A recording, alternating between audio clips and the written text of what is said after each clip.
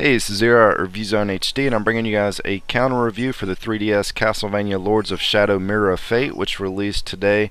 I've played a little over half the game so far. I'm about 5.5 hours in. I'm hoping to have the review done tomorrow night so that I can move on to Tomb Raider's review this week, but I had to stop what I was doing tonight to make this video after reading one very appalling review that was posted today for it.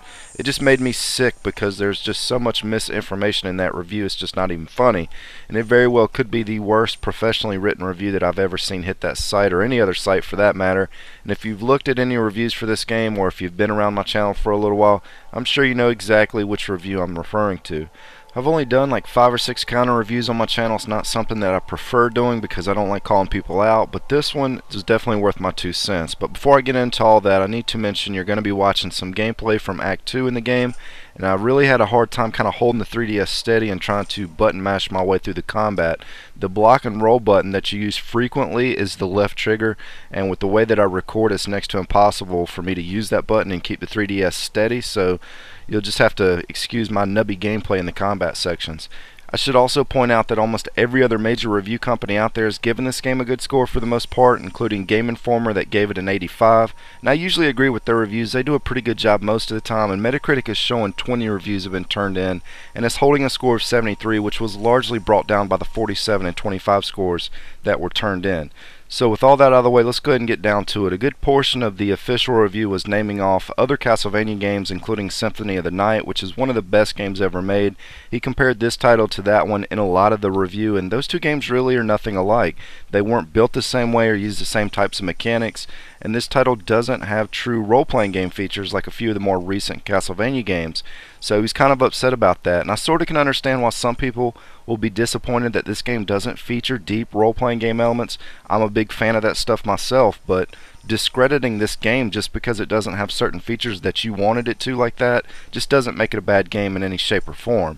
And honestly, if you're going to compare this title to any of the games in the Castlevania series, it needs to be compared to the game that's in its title, Lords of Shadow, which I reviewed last year for the PlayStation 3, because this feels like a handheld version of that game. I mean, call me crazy, but I would assume that most reviewers would have enough common sense to compare it to that game opposed to the best game in the series. Next, he mentioned that the graphics are standard for the 3DS and the environment is uninteresting, dreary, and mundane.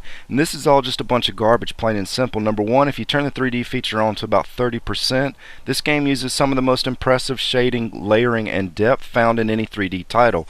Number two, after playing for almost 6 hours, I can confirm that the castle on here looks great and is fun to travel through. While it uses blander colors like dark browns and grays, the lighting and shading make up for it. Everything is very finely detailed and just looks great for a Castlevania themed game. Next, he complained of the game's hit detection. Maybe he was holding his 3DS upside down, or maybe he didn't put his bifocals on, but there's not an issue with the hit detection on here, at least that I've seen while playing. It runs pretty smoothly, and none of the combat has given me any reason to think otherwise.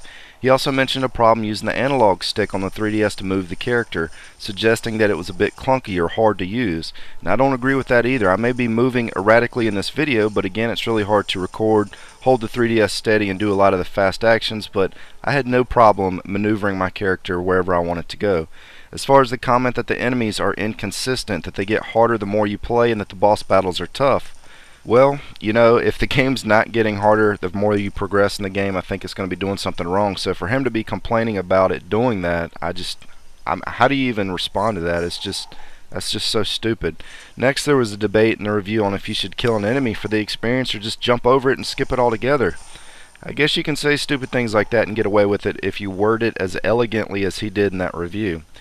Next part of the review complained about having 4 different characters to play as, which all have different skills to use. He stated this was a problem because he would just start to get used to playing as one and then have to switch to another. When I was reading that part of the review, I'm just kind of sitting there thinking to myself, how do I even counter debate such a trivial complaint like that? I mean, it's kind of hard to argue about something that silly. All I can say is it's not a problem in the game. When I switched characters, I was pretty much ready to get into something new, and I was happy to do so, and I'm glad they included that feature in the game, and it all makes sense. It also helped make event points in the story more interesting, so I can't even understand why that would even be considered a problem. And then finally, to close off his review, he stated that this game's not worth playing at all. Maybe this guy was having a bad day or a bad week. I don't know what the circumstances were, but There's just no excuse to rate this good of a game as poorly as he did just because he was unhappy with the game mechanics and the direction they went in.